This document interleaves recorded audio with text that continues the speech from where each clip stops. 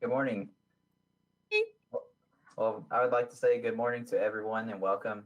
And we are going to wait until about 9:03 or 9:04. Hey, Bristol. And we have another guest speaker with us today. So, please welcome him, and we'll get started in just a couple minutes. So I'm going to go ahead and mute everybody for now, and then at about 9:04, I'll jump back on.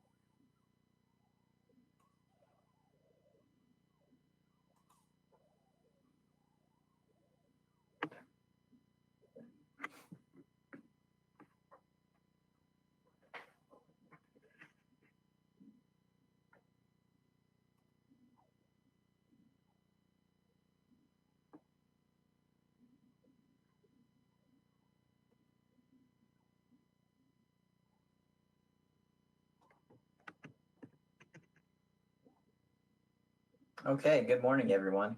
Well, thank you so much for joining our morning coffee break. And this is our fourth morning coffee break, and we definitely have at least one more. And I think what we're going to do is expand into July. So, pretty soon, within the next week or two, I will actually be getting out that flyer, and we've already been coming up with different topics. So, if you do have any ideas about different topics, put them in the chat or send me an email afterwards. So today we actually have a guest speaker. His name is Bristol, and he is one of our clinicians in Coweta, and he's a super awesome guy. And I thought that he would be a great asset to this to the morning coffee breaks. And during this presentation, feel free to share your screen. That way, he can see you and you can respond. And also too, if you have something that you would like to share, please unmute your microphone on the settings on the right hand side and then share with it, because what I assume is he'll probably ask questions. And for those of you who have participated in these morning coffee breaks, we do want this to be a conversation, that we can all join in on. So without further ado, I'd like to welcome Bristol. Thank you, Rush. I appreciate that. Well, good morning, everybody. It's good to kind of see everybody, at least see everybody's names. As he said, my name is Bristol. I'm a clinician here in Coweta. Been with Creek Nation now for about 3 years. I do mental health and substance abuse therapy for people. So before I actually start, I kind of want to give you guys a little bit of intro about who I am, a little bit of my background, things like that. And feel free to ask me any questions that you choose to ask me. As I said, my name is Bristol. I have been around therapy, behavioral health since about 2006. I started out working at the VA in Muskogee as an intern. Did that for about 2 years, along with going to undergrad school. After undergrad school, I went to grad school, obviously, at NSU and Broken Arrow, both of my degrees. I worked at countless places in Tulsa, from mental health to substance abuse, from methadone clinics to drug court programs, outpatient, inpatient. So I've been around, in my opinion, a little bit of time. I always tell people nothing's new to me. I've heard probably everything there is to hear, from good things to bad things. So nothing really, shocks me or confuses me. I have a wife of 7 years. I have two children. My daughters are 2 and 1. One will be 3 next month, and one will be 2 on Christmas. Like I said, married for 7 years, and it's amazing. Um, Reason why I got into therapy is because growing up, I had my own struggles in my own family with mental health problems and substance abuse problems, and I wanted to kind of be a voice for people that didn't feel like they had a voice, and I felt that it was my calling, my duty, my purpose, my passion, whatever you want to call it, to be able to give back, and it's something I'm really passionate about. I love people. I love serving people. I never meet a stranger. That's just kind of who I am. So it's kind of what got me into therapy. What keeps me in therapy is the success stories. People that, struggle in the beginning, and I can help them along the path of their journey of just changing their life, changing their thoughts, changing their behaviors, things like that. So it's kind of what's keeping me in the field. And it's also always changing. There's something that I can always learn. And that's also something that keeps me, keeps me motivated and keeps me going. Um, so we're talking about joy this morning, and I thought it was so fitting that they chose me for joy because, as I said, I try to be a pretty happy guy, and I never meet a stranger. If you guys met me, you probably will never forget me, and that's just kind of my personality. So if you look up the word joy, it'll probably say something like finding great pleasure or happiness and things like that. And that's true, but I want to take it a little bit further in my approach to the word joy. Um, in my opinion, there are two different things here. There are things that makes you feel happy and things that make you feel healthy. People always associate joy with happiness, but my twist on it is things that are healthy brings you joy because you can't have happiness without being healthy. I mean, you can't have health without being happy. And so I always tell my clients, let's focus on things that make you feel healthy, and the happiness or the joy will follow right behind that. That's my approach to life. I try to be healthy from mental health, physical health, spiritual health, all that, and that creates feelings of happiness and or joy for me. So one of the things I try to teach my clients is, just because something makes you feel good or makes you feel happy, it may not be healthy for you. That can be people, that can be relationships, that can be food. And one of my favorite examples is like fast food, like the drive-through. It's convenient, it's cheap, it makes you feel happy because you're getting to eat it, you're getting those cravings done and all that. But is it really healthy for you? And 8% of it is probably not healthy for you, even though it makes you feel happy in that moment. And I always tell people, like, healthiness, it survives. Happiness, it fades off to some degree if there is no healthiness attached to it. So one of the things that I try to teach people is, let's not just focus on feeling good, but let's focus on thinking good and being good, and then the behaviors will follow after that. So that's my first point. Another thing is, I also think that we deserve to choose joy. We deserve to choose happiness with everything that's happening in the world, from just everything. Like, we have to choose joy. We have to choose healthy decisions, healthy choices, because again, there's so many things that's against us. We have to choose for ourselves every day to change our thought process, to renew our mind, to change our behaviors, to choose those feelings of healthiness and happiness. And that's going to create joy for us in the long run. And like I said, man, like, healthy things, they last. When you plant a flower, a seed, a tree or something, and you water it, you nourish it, you do all those things, it's going to last because it's healthy versus something that's just temporary and just makes you feel happy in the short term.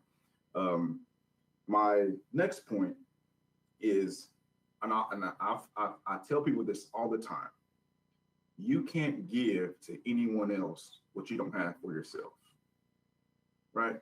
Like, if I say, hey guys, give me $1 million, you can't give it to me because you don't have it for yourself.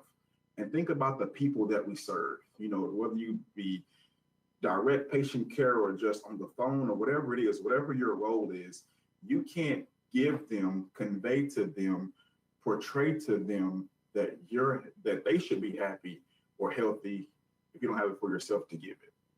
And I always challenge my clients, before you give to someone else, make sure you have it to give. Does that make sense, guys? Just give me a head nod or like a something. Let me know you're there.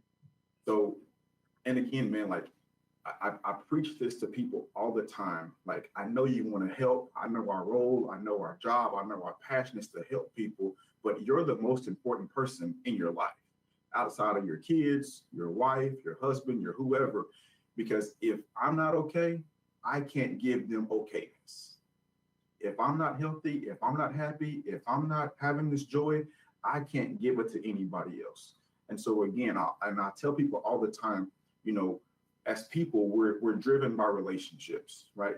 And sometimes relationships, they can drain us, whether that be from work, coworkers to bosses to family. Like, that stuff takes a toll on us. So I always tell people, like, hey, what do you do to help make sure that you're healthy? Because if you're healthy, that's going to create joy for you. Like, one of the things I love to do is I love to exercise. That's one of my go-to things for me feeling healthy, happy, secure, joy, all those great feelings. That exercise really helps me. And so one of the things that I think is important for us to understand, guys, is that whenever you choose healthy decisions, healthy thoughts, healthy behaviors, good results have to follow that. You know, if you're working out, for example, if you're working out 3, 4, 5 days a week, you're eating right, you're feeling good, you're gonna get healthy results. And one of the things that I think also is important is the people around you, they typically see your progress before you do. It's like losing weight. You can do everything right, and you may feel like, man, I still feel fat. But if you hadn't seen somebody in 6 months or 3 months, they'd be like, well, are you losing weight? Like, they'll notice the progress way before you. And so I think also with the healthy and the happy feelings, when you do healthy things, you may not feel a difference immediately, but people around you, it could be your coworkers, your family, your spouse, whoever, they're going to see something like, hey, something's different about you because you used to respond like this, used to say things like this, used to act like this, but now something's changed, something's different. And that's just my opinion about, you know, being healthy creates happy results, which equals, you know, feelings of joy. You guys have any questions for me? So I do have a question. So, you know, I really do enjoy exercising as well, but I know at times it can be kind of challenging to do that whenever you have kids and you have animals and you have a job. So, what are some of the ways that you have taken to continue that to make sure that you get that time for exercise every day? I think it's about priority, you know, and it's also, to me, it's about sacrificing some things. If, like, I have 2 toddlers at home and like 0 sleep happens, like 0 maybe. And so I think if you can set aside some time for yourself, because again, you're the most important person. Set aside time for yourself, because when you do that, you become a better father. You're a better husband. You're a better spouse. You're a better employee because you set that time apart for yourself, even if it's 30 minutes. Like, we have a gym here in Coweta, and like, we could do a 30-minute cardio workout just to make ourselves a priority and begin to feel better. So I think it's about priority and commitment. You know, you have to commit yourself to this thing because, again, you're the most important person. If you're not okay, you can't expect the people around you to be okay as much as you want them to be. So, Rush, I would say, man, just priority and commitment and just consistency.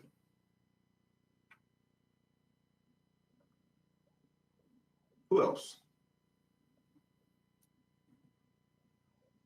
That's it. No, I don't think that's it. Does anybody have a question for him? Or maybe, you know, I would like to ask, what is something that you do for yourself, for your self-care? Because not everybody, you know, really enjoys working out for 30 minutes to an hour, and that's fine. I would encourage you to do some of that. But what are some of the ways that you guys take care of yourself? What are some of your hobbies? Tyler, I call on you. Go ahead. What you got? My hobbies. I also like to work out. I've been slacking the past few weeks, but I like to work out. I love video games too. I could talk about video games all day. Even though sometimes I can get a little tilted playing video games, I still really enjoy it. And I like building Lego with my daughter, and I like just sometimes sitting down and just watching like TV with the family, whether it's movies or TV shows. Queer Eye just came out with a new season, so I've been watching that, getting super inspired, wanting to be a better person. And listening to podcasts is what helps me a lot. All right. So we also have a question from the chat box that says, "What coping skills help you throughout your workday?" It's a good question. I mean, for me, it really depends on the day, because some days certain coping skills work and some are irrelevant. So it depends on the day and what I'm going through. If it's a really, really tough day from a family standpoint and a work standpoint, I'll just go outside and I'll just walk. Or I like listening to music. Like I love jazz music. I love classical music. I know it's very old man of me, but don't judge me, please. But I like listening to soft music, like jazz music, classical music. Or what I also do is, this is kind of just a Bristol thing, but I like to record things, like, and go back and watch them of myself to see, like, a year ago from now, I was dealing with this.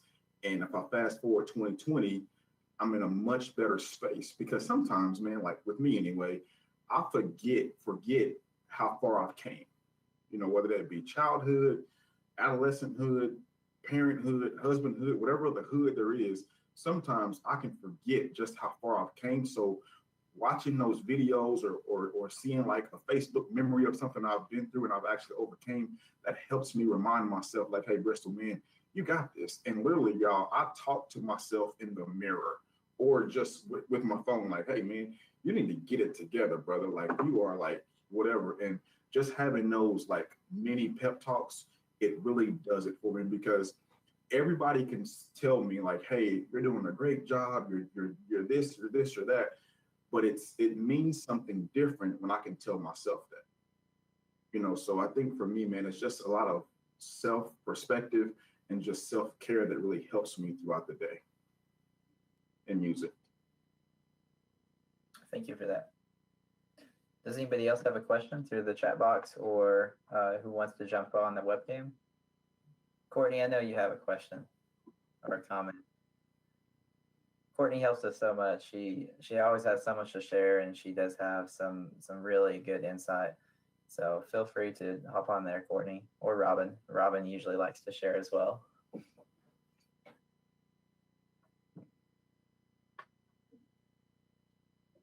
I'm quiet this morning. They are quiet. They must not have their coffee yet. It is a kind of Bristol.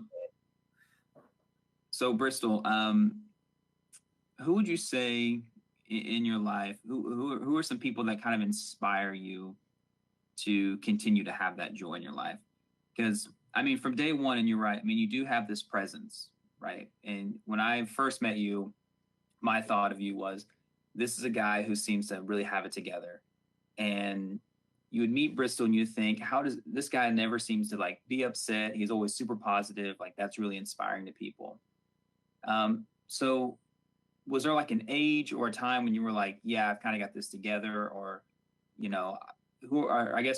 let me ask this, who in your life do you kind of like, is there somebody that you kind of like looked up to that kind of helped you find that joy and you kind of strive, like that mentorship kind of person? Yeah. So just a quick backstory. When I was 13, my parents divorced. My mom's from Dallas, my dad's from Oklahoma. And my siblings, we all pretty much split up.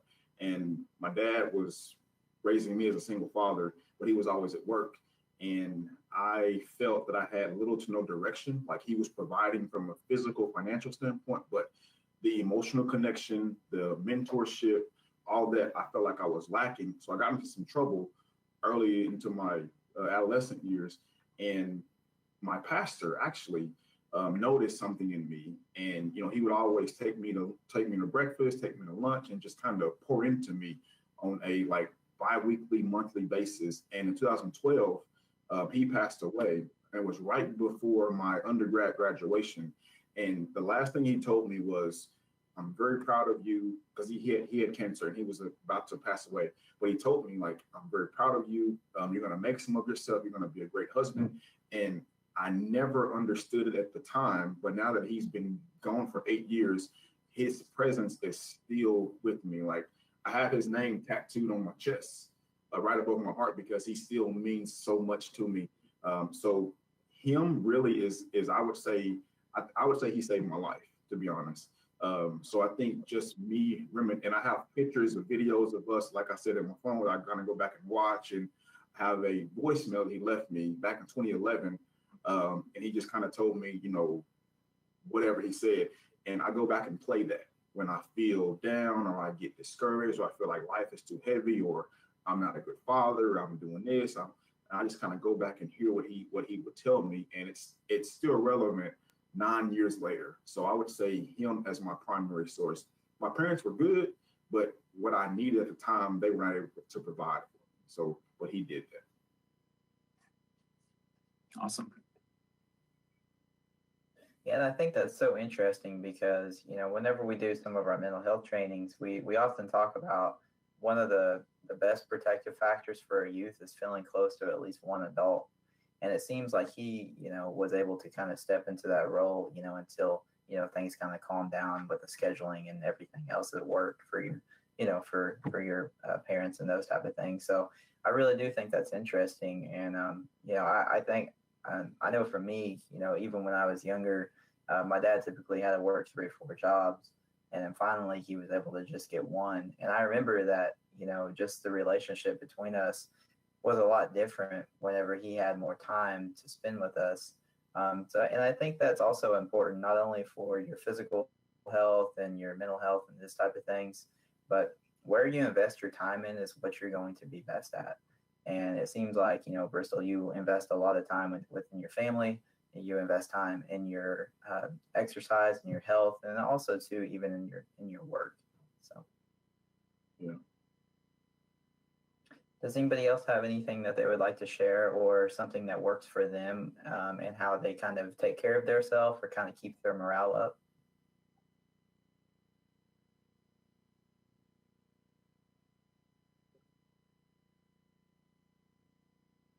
It's like a library in here. I ain't gonna lie to you. It feels like a library. Where's the feedback at?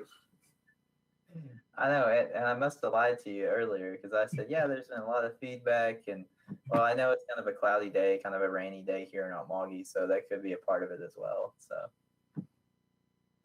So Courtney said that she loves using essential oils, and then Kim Thompson says that she likes to utilize her breaks. She likes to use that 15-minute walking break, and I know that there are several coworkers around here that they really have been utilizing that break, and it really allows them to kind of get out of the office, clear their head, get some air, and really help them. Kim Thompson also says drinking plenty of water. Bristol, do you have any book recommendations for individuals? I got some on the shelf. I love reading like codependent books. I really do. Because I think a lot of people in my family are very codependent. So I think there's a book called Codependent No More. That's one of the books, that's one of my go-to books. I mean, it's been revised a couple of times, but it still has relevance to me. And I mean, to be honest, I'm not a big reader when it comes to books. But if I had to choose a book, it would be Codependent for me. Let me add it to my book list. So we also had a couple other things that were written into the chat box. Robin says that she likes going for walks. She likes playing with her daughter. She likes going for a bike ride, and also drinking water. And I think it's kind of interesting because most of these things in the chat box have one thing in common. They do actually relate to making those healthy physical choices, whether that be food and water, or even exercise or riding the bike. So I think that there is a direct correlation between that, and that's why I do love your viewpoint on that, Bristol, because I think it's obviously showing on ways that we do, take care of ourselves throughout the day at the office. Right. And again, I think that we have to choose. We have to choose these things because life is hard, man. Like it's tough, especially when you add other people into your life, whether it be kids and all those things. Like it gets tough. So we have to choose, healthy decisions, and happy results will follow versus the opposite.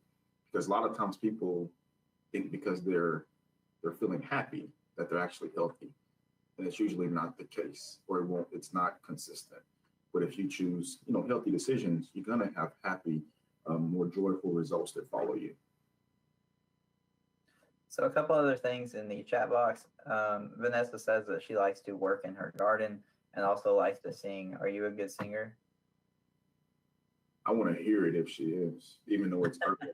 Hear it if she. Vanessa, that is your chance to get on here and sing anything that you would like if you want to. A couple other things in the chat box. It says making sure that they get plenty of sleep. So you said 0 sleep. Is there a time where you try to catch up on sleep, or how many hours do you think that you sleep in an evening? I ain't gonna lie. It depends on the day. Depends on the work day. Depends on the weekend. What my wife has going on. But so I wake up probably about 4 in the morning on a typical day, just to start my day. If I get up at like 7:15, I feel late. So I think for me, getting an early start, but I also go to bed, try to anyway, around 9:30, 10. And for me, I take a nap every day, guys. Like every single, I am not lying. Sunday to Saturday, I'm taking at least a 30-minute nap. If you don't believe me, you can ask the Kawita staff. Like every day during lunch, I make sure I take a nap because I don't know, it helps me finish out my day. So as far as hours of sleep, I don't know, 6, maybe 5, sometimes depends on the day. And when I'm up. Like I don't drink coffee. I don't need all that. When I wake up, I'm ready to go. So that's why if you guys see me out and I'm like on 10, I promise you, I am not a meth user. That's just kind of who I am. Also, too, Bristol, this is the morning coffee break, so I'm gonna need you to drink some coffee this morning. No, I'm just kidding. I have water, man. No, I will definitely take that. I haven't had coffee either this morning. But Vanessa Phillips, she said that she likes to sing at church. Unfortunately, her mic isn't working today. So, and then Tyler said that he takes a nap and then he wakes up 5 hours later. Would you call that a nap? That's a nap, bro. That's a hibernation. I don't intend for it to be 5 hours. I set my alarm for like 30 minutes to an hour, and then I wake up at 11 p.m. ready to start the day. But that's when I should be starting the night. Get you a night, brother. Then I'm up watching an Eagles documentary for 3 hours and then getting up at 7 the next morning. All right, so we are approaching 9:30. Bristol, is there any last minute comments or anything? And first of all, I would like to have everyone put thank you so much in the chat or anything that you would like to share with Bristol before we get off here. So Bristol, any last minute things? I would just say, guys, choose health because we deserve it. And again, you can't give what you don't have to know to someone else. So choose those things. And again, the good results will follow. And I'm here all week if you need my help. All right. Well, thank you so much to everyone who joined in today. Thank you for Muskogee Media for always helping us and being involved in this. But, I hope that you guys have enjoyed this session. And I know that I really have. So thank you so much, Bristol. And next week, we'll be closing up our June morning coffee breaks, and then keep an eye out for the July flyer as well. So with that, I hope you guys have a great day. Hope you guys stay healthy and choose healthy. And thank you, and I'll see you next time. Thank you, Rush. I appreciate you.